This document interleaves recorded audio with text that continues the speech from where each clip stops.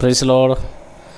प्रभु जीशुंकर नाम रे समस्त को मु शुभेच्छा करे।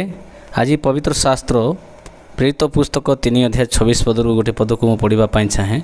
आठ लिखा जाए, ईश्वर प्रथमे आपणा मानक निमंते आपणा सेई दासों को उत्पन्न करी प्रेरण कले, जेपरि से आपणा मानकर प्रत्येक जनकू निज निज दुष्टतारू फेराई आशीर्वाद करती।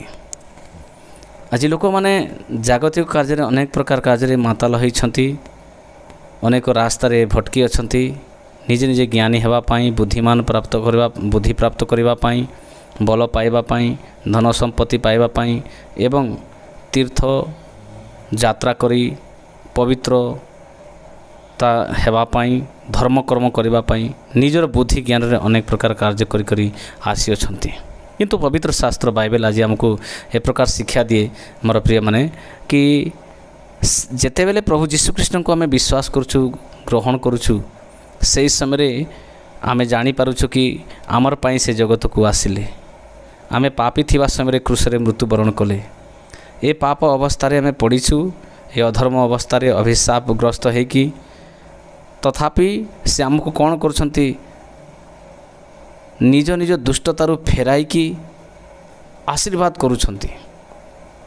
कि जदि दुष्टता करे, जे पाप करे, तांकर प्रति दंड अच्छी।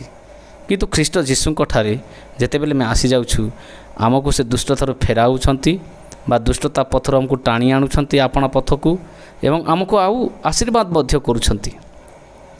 आमे ख्रीष्टंक ठारे क्षमा पाउछु, मुक्ति पाउछु, उद्धार पाउछु, विश्वास पाउछु। आउ से ख्रीष्ट जीशुंक ठारे आमर दुष्टतार फल बदल रे आमे आशीर्वाद प्राप्त हेउछु। यह गोटे बहुत रहस्यमय विषय अटना। आज अनेक लोक मैंने निज निज ज्ञान बुद्धि धाऊँगी, अनेक रास्ता देखुंट, किंतु प्रभु आमको आमर पाप पत्र आमको फेराई दौरान, आमको आमर पापर वेतन भोगवा कथा, कष्ट जंत्रणा भोगवा कथा, किंतु ता बदल रे आमको फेराई निज पाखरे आनी निजे आशीर्वाद मध्य कराउछंती। से ही परमेश्वर अटंती। एणु समस्ते विश्वास करी से आशीर्वाद को पांतु। आमे समस्ते विश्वास रे रहू। प्रभु आशीर्वाद करूँ।